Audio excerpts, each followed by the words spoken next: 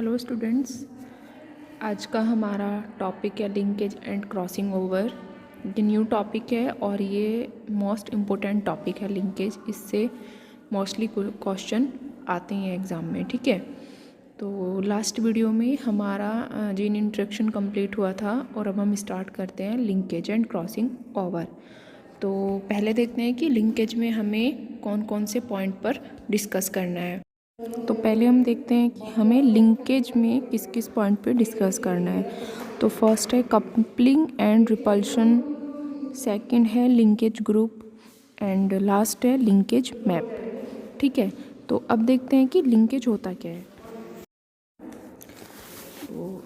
It is a phenomena of certain gene staying together during inheritance through generation without change or separation as they present on same chromosome।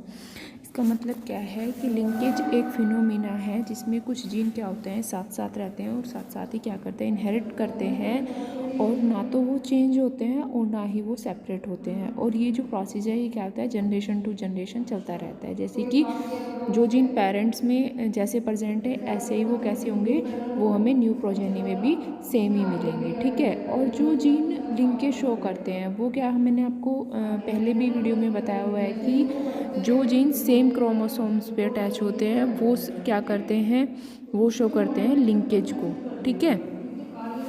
तो अब देखो, जैसे दो chromosomes हैं, ठीक है। तो ये जो वाला क्रोमोसोम्स है फर्स्ट, उस पर क्या लिखा है, उस पर क्या है कि एक ही क्रोमोसोम पे दो जीन अटैच है, जीन ए और जीन बी। तो अभी मैंने क्या बताया कि जो जीन सेम क्रोमोसोम्स पे अटैच होते हैं वो क्या शो करते हैं, लिंकेज को, ठीक है। और जो ये दूसरा क्रोमोसोम्स पे, इस पे देखिए ये जो क्रोमोसोम्स है ए बी सी डी, ये कहाँ हैं, ये अलग अलग जगह पे अटैच है, ए इधर बी सी डी, ठीक है। तो ये लिंकेज को शो नहीं करेगा, ठीक है। ये क्या करता है, क्रॉसिंग ओवर, ठीक है। और देखो जैसे क्रोमोसोम्स हैं, ठीक है। तो ये जो ग्रीन कलर वाले जीन हैं और दूसरे क्रोमोसोम्स पे अटैच हैं येलो कलर वाले जीन। तो जहाँ पे मैंने राउंड राउंड किया हुआ है, अगर ये जो कैपिटल ए है ये दूसरे जीन पे पहुँच जाए जहाँ पे स्मॉल ए है, और ये स्मॉल ए दूसरे वाले जीन पे पहुँच जाए, तो ये जो एक्सचेंज होता है जीन का, ये क्या कहलाता है, ये कहलाता है क्रॉसिंग ओवर, ठीक है। और अगर जीन का एक्सचेंज नहीं हो रहा है, तो अगर जैसे ये ए बी इसी क्रोमोसोम से प्रेजेंट है और ये जो दूसरा ए बी है ये भी इसी क्रोमोसोम पे प्रेजेंट है, तो वो क्या कहलाता है, वो कहलाता है लिंकेज। लिंकेज में जो पेरेंटल कॉम्बिनेशन होता है वो ही क्या होता है, न्यू प्रोजेनी में ट्रांसफ़र होता है, ठीक है। इसमें कोई भी चेंजेस नहीं होते हैं। अब नेक्स्ट पॉइंट है, it was first seen by Bateson and Punnett in Lathyrus odoratus. जो सबसे पहले लिंकेज को ऑब्जर्व किया था वो क्या था, बैटसन एंड पुनेट ने, और वो किया था लिथायरस ओडोरेटस प्लांट में, ठीक है। एंड नेक्स्ट है the give coupling and repulsion phenomena. जो ये लिंकेज है या ये क्या शो करता है, कपलिंग एंड रिपल्शन फिनोमिना, ठीक है। और नेक्स्ट पॉइंट है linkage can be through and exception of independent assortment. अब आप लोगों को पता है कि हमने इंडिपेंडेंट असॉर्टमेंट में क्या पढ़ा था कि जो एक जीन होता है वो दूसरे जीन के किसी भी काम में क्या करता है, बाउंडेशन नहीं करता है, और जो दोनों जीन होते हैं वो कैसे होते हैं, वो अपने आप को एक्सप्रेस करते हैं, ठीक है। वो था इंडिपेंडेंट असॉर्टमेंट, मतलब कि जो जीन होते हैं वो कैसे होते हैं, वो अपने आप को इनहेरिट करते हैं और जो भी उनके ट्रेड्स होते हैं वो क्या करते हैं, वो एक्सप्रेस होते हैं, ठीक है। तो उनमें कोई भी रुकावट नहीं होती है, ठीक है। तो जो लिंकेज है ये एक्सेप्शन है इंडिपेंडेंट असॉर्टमेंट का, क्योंकि इंडिपेंडेंट असॉर्टमेंट में क्या था कि जो जीन होते हैं वो अलग अलग क्रोमोसोम्स पर प्रेजेंट है, और लिंकेज में क्या है कि लिंकेज में जो जीन होते हैं वो सेम एक ही क्रोमोसोम्स में दो जीन प्रेजेंट होते हैं, ठीक है। और वो क्या कहते हैं, उनका क्या होता है कि उनमें कोई भी सेपरेशन नहीं होता, कोई भी चेंजेस नहीं होते हैं, ठीक है। तो वो क्या करते हैं, लिंकेज शो करते हैं। जो जीन लिंकेज शो करते हैं, कुछ जीन होते हैं जो जीन डोमिनेंट कंडीशन पे सेम क्रोमोसोम्स में प्रेजेंट होते हैं, वो कहलाते हैं सिस ट्रांसफॉर्मेशन, और जो जीन डिफरेंट डिफरेंट क्रोमोसोम्स पे प्रेजेंट होते हैं वो कहलाते हैं ट्रांसफॉर्मेशन, ठीक है। तो सिस और ट्रांस के बेस पे ही जो बेटसन एंड पुनेट थे उन्होंने कपलिंग एंड रिपल्शन को क्या किया है, उन्होंने हमें समझाया है कि कपलिंग एंड रिपल्शन होता क्या है। उन्होंने सिस एंड ट्रांस पोजीशन पे ही जीन को लेके क्रॉस कराए, और उन्होंने जो क्रॉस कराया था वो कराया था ड्रोसोफिला पे, जो क्या होती है एक फ्रूट। तो बेटसन एंड पुनेट ने प्रोसेस के बेस पे हमें कपलिंग एंड रिपल्सन समझाया, ठीक है। तो उन्होंने दो पोजीशनली क्रॉस कराया, जब एक सिस और एक ट्रांस। यहाँ पे आपको क्लियर होगा सिस का क्या मतलब है। देखो ये जो blue flower and long pollen है, इनमें जो जीन है ये कैपिटल है, डोमिनेंट है, और ये दोनों एक ही क्रोमोसोम्स पे प्रेजेंट है, ठीक है। और दूसरे पे जो दूसरा पेरेंट है उसमें क्या है, स्मॉल बी और एल, ये कैसे हैं, रिसेसिव हैं। तो ये होता है सिस फॉर्म, जब एक क्रोमोसोम्स पे जो डोमिनेंट जीन साथ में प्रेजेंट होते हैं, ठीक है। और ट्रांस का क्या मतलब है कि जब एक क्रोमोसोम्स पे डोमिनेंट और रिसेसिव जीन दोनों साथ में प्रेजेंट होते हैं, ठीक है। तो वो पोजीशन कहलाती है ट्रांस पोजीशन। तो ये जो क्रॉस कराया ये बेटसन एंड पुनेट ने कराया ड्रोसोफिला पे। उन्होंने पेरेंट कैरेक्टर के बीच में क्रॉस कराया। तो पेरेंट कैरेक्टर लिए उन्होंने कैपिटल बी और कैपिटल एल और स्मॉल बी और स्मॉल एल। फिर उन्होंने गैमेट बनाए, और गैमेट बना के F1 जनरेशन हमें क्या मिली, ब्लू और लॉन्ग मिली। तो लिंकेज में हम क्या कराते हैं, F1 जनरेशन का टेस्ट क्रॉस कराते हैं। टेस्ट क्रॉस क्या होता है कि जो F1 जनरेशन होती है उसका जब हम क्रॉस कराते हैं रिसेसिव पेरेंट से, तो वो क्या कहलाता है, वो कहलाता है टेस्ट क्रॉस, ठीक है। तो जब यहाँ पे उन्होंने क्या किया, F2 जनरेशन के लिए क्रॉस कराया, टेस्ट क्रॉस कराया, तो उन्होंने गैमेट बनाए, गैमेट बना के फिर टेस्ट कराया। तो यहाँ पे जो हमें रेशो मिला, या जो हमें जो गैमेट मिले वो कैसे मिले, वो कैपिटल बी कैपिटल एल और स्मॉल एल, ठीक है। फिर एक सेकंड मिला कैपिटल बी और स्मॉल एल, नेक्स्ट भी मिला, और लास्ट में मिला चारों जो थे रिसेसिव थे। तो यहाँ पे जो हमें रेशो मिलता है वो मिलता है 7:1:1:7 का, ठीक है, ऑब्जर्व जो किया है। लेकिन अगर हम डाई हाइब्रिड क्रॉस में, टेस्ट क्रॉस में जाएं, तो वहाँ पे जो मिलता है टेस्ट क्रॉस का जो रेशो आता है वो आता है 1:1:1:1। लेकिन ये जो लिंकेज है इसमें जो टेस्ट क्रॉस का रेशो आता है वो आता है 7:1:1:7। तो 7 हमें मिले ब्लू लॉन्ग एंड 7 मिले हमें रेड राउंड, और 1 मिला हमें ब्लू राउंड और 1 मिला हमें रेड लॉन्ग। तो यहाँ पे देखो जो ब्लू लॉन्ग है एंड रेड राउंड है, तो ये कैसे हैं, ये तो पेरेंटल गैमेट है, क्योंकि ब्लू लॉन्ग और रेड राउंड में तो हमने क्रॉस कराया था।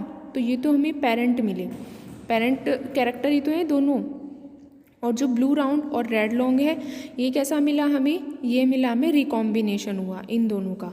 तो यहाँ पे ये क्या शो करता है कि जो लिंकेज है, ठीक है, वो क्या है, ये जो क्रॉस है ये शो करता है लिंकेज ग्रुप को। लिंकेज में अभी क्या बताया था कि जब दो डोमिनेंट, ठीक है, जब दो डोमिनेंट जीन या ट्रेट क्या करते हैं, एक साथ साथ रहते हैं एक जनरेशन से दूसरी जनरेशन में भी, तो वो क्या करते हैं, लिंकेज शो करते हैं। लिंकेज क्यों कर रहा है, क्योंकि हमें इसमें ज़्यादा कैसे मिलते हैं, पेरेंट कैरेक्टर मिलते हैं 7 और 7, ठीक है, ये ब्लू लॉन्ग और ये रेड राउंड, ठीक है।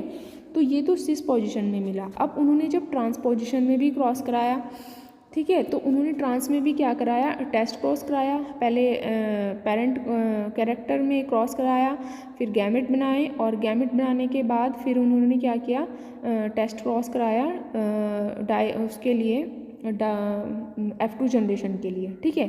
तो यहाँ पे भी देखो क्या मिला, जो हमें फर्स्ट वाला कॉलम है उसमें हमें क्या मिले, ब्लू लॉन्ग, नेक्स्ट मिले हमें ब्लू राउंड, नेक्स्ट वन मिले हमें रेड लॉन्ग, और लास्ट में मिला हमें रेड राउंड। तो हमने जब क्रॉस कराया था, पेरेंट जो गैमेट लिए थे वो कैसे थे, यहाँ पे blue round and red long. तो यहाँ पे देखो जो ब्लू राउंड है वो कितने मिले हमें 7, और रेड लॉन्ग भी हमें कितने मिले 7, और रिकॉम्बिनेशन वापस से यहाँ पे कितना मिला हमें 1 और 1। तो ये जो क्रॉस है ये क्या कहलाता है, ये कहलाता है लिंकेज। तो इन्होंने इस पे क्या बताया कि ये जो ब्लू लॉन्ग और रेड राउंड है ये कैसे हैं, कपलिंग, क्योंकि ये साथ साथ चल रहे हैं एक जनरेशन से दूसरी जनरेशन में। तो यहाँ पे क्या ये शो कर रहा है, ये कपलिंग को शो कर रहा है, और जो ये रिकॉम्बिनेशन हुआ है ये शो करता है रिपल्शन को। ठीक है, तो बैटसन और पुनेट ने इसी के द्वारा हमें कपलिंग एंड रिपल्शन को समझाया था। ठीक है, तो बैटसन एंड पुनेट ने कपलिंग एंड रिपल्शन के द्वारा लिंकेज को सिर्फ ऑब्ज़र्व किया था, लेकिन जो बाद में लिंकेज जो टर्म थी वो W.N. बैटसन के बाद एक और साइंटिस्ट आए थे T.H. मॉर्गन, उन्होंने जो टर्म थी वो दी थी लिंकेज की जो टर्म थी वो दी थी T.H. मॉर्गन ने। ठीक है, और बैटसन एंड पुनेट ने कपलिंग एंड रिपल्शन के द्वारा की। Coupling and repulsion he linkage में क्या होता है, कपलिंग एंड रिपल्शन होता है। कपलिंग का मतलब है कि जब जो दो जीन साथ साथ चलते हैं एक जनरेशन से दूसरी जनरेशन में। ठीक है, तो वो क्या कहलाता है, कपलिंग कहलाता है। और रिपल्शन क्या कहलाता है कि जब जो जीन होते हैं वो डिफरेंट क्रोमोसोम्स पे अटैच होते हैं और क्या करता है, रिकॉम्बिनेशन होता है, तो वो क्या कहलाता है, रिपल्शन कहलाता है। ठीक है, तो व्हेन पॉइंट है, when two dominant enter from the same parent they try to remain together which is called the coupling. जब दो जीन सेम पेरेंट के थ्रू क्या सेम पेरेंट पे प्रेजेंट होते हैं है ना, और क्या करते हैं, एक साथ रहने की कोशिश करते हैं, तो वो क्या कहलाते हैं, कपलिंग। कपल से ही आप समझ रहे होंगे कि जो साथ साथ रहते हैं। ठीक है, वे gene. And on the other hand when two dominant enter from different parent they try to remain separate which is known as repulsion. जब दो जीन क्या होते हैं, वे डिफरेंट पेरेंट पे प्रेजेंट होते हैं और क्या करते हैं, वो ट्राई करते हैं सेपरेट रहने की, तो वो क्या कहलाता है, वो कहलाता है रिपल्शन। ठीक है, तो W.N. बैटसन ने तो सिर्फ कपलिंग एंड रिपल्शन को ही के द्वारा बताया था कि कपलिंग एंड रिपल्शन क्या होता है, कि लिंकेज है। लेकिन W.N. बैटसन के बाद एक और साइंटिस्ट आए थे T.H. मॉर्गन, और इन्होंने भी स्टडी की ड्रोसोफिला पे, और फिर इन्होंने कहा कि जो कपलिंग एंड रिपल्शन होता है वो ही क्या है, वो होता है लिंकेज। ठीक है, report the same thing in Drosophila and give the term linkage to this phenomena. तो इन्होंने जब क्रॉस कराया ड्रोसोफिला पे, और इन्होंने वही सेम सिचुएशन देखी जो बैटसन एंड पुनेट ने देखी थी, तो इन्होंने एक टर्म दी रिपल्शन एंड जो कपलिंग था उसके दोनों को इन्होंने जॉइंट करके एक टर्म दी। उसका टर्म का नाम था, जो टर्म दी इन्होंने वो थी लिंकेज। ठीक है, he also report that coupling and repulsion are the two aspect of the linkage phenomena. इन्होंने क्या कहा कि जो कपलिंग एंड रिपल्शन है वो ही क्या है, वो कपलिंग एंड रिपल्शन एक दूसरे से जुड़े हुए हैं, और इसको ही हम क्या बोलते हैं, लिंकेज बोलते हैं। ठीक है, ये कहा था T.H. मॉर्गन ने। तो जो टर्म दी थी लिंकेज की वो दी थी T.H. मॉर्गन ने।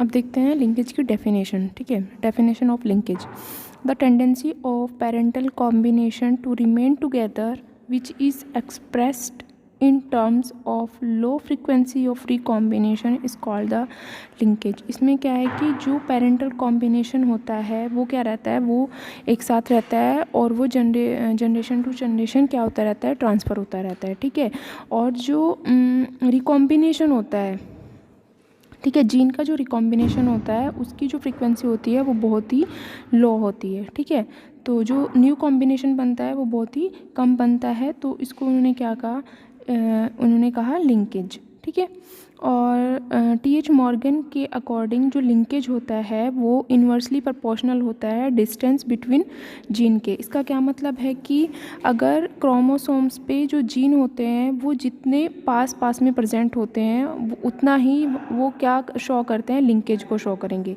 अगर किसी क्रोमोसोम्स पे जो जीन होते हैं वो उनके बीच का जो गैप है वो बहुत ज़्यादा है, तो वो लिंकेज को शो नहीं करेंगे। ठीक है, इसीलिए उन्होंने क्या कहा कि लिंकेज क्या होता है, इन्वर्सली प्रोपोर्शनल होता है जीन के, डिस्टेंस बिटवीन जीन के। ठीक है, नेक्स्ट पॉइंट है, gene are arranged on chromosome in linear manner और फैशन। जो जीन होते हैं वो क्रोमोसोम्स में किस फॉर्म में प्रेजेंट होते हैं, किस उसमें रहते हैं, लीनियर में। ठीक है, अब नेक्स्ट पॉइंट है लिंकेज ग्रुप। लिंकेज ग्रुप क्या होते हैं कि जितने भी जो जीन मतलब जितने भी जो क्या होते हैं लिविंग ऑर्गेनिज्म हैं, ठीक है, उनमें सब में क्या होता है लिंकेज ग्रुप प्रेजेंट होते हैं।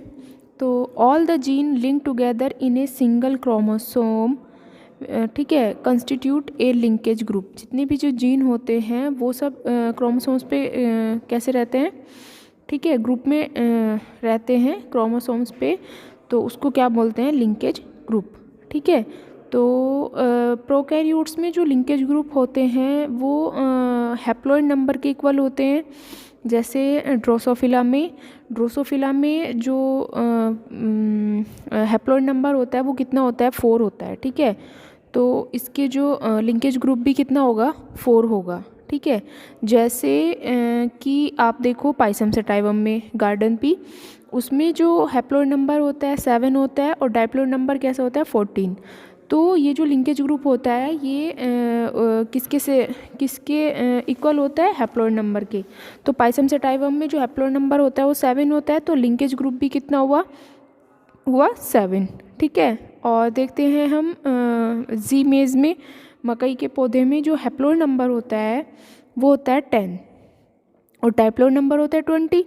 तो इसका जो हैप्लॉइड नंबर 10 है तो जो लिंकेज ग्रुप भी होता है वो कितना होगा 10 होगा, ठीक है। अब मेन पॉइंट क्या है, ये तो था यूकैरियोट्स में। प्रोकैरियोट्स में जो हैप्लॉइड नंबर होता है वो होता है 1 क्यों होता है, क्योंकि आप लोगों को पता है कि प्रोकैरियोट्स में सिंगल डीएनए होता है, ठीक है। तो इसीलिए इसमें सिंगल क्रोमोसोम्स प्रेजेंट होते हैं। तो सिंगल क्रोमोसोम्स के कारण ही इस पे जो इनका जो लिंकेज ग्रुप होता है वो कितना होता है 1 होता है, ठीक है।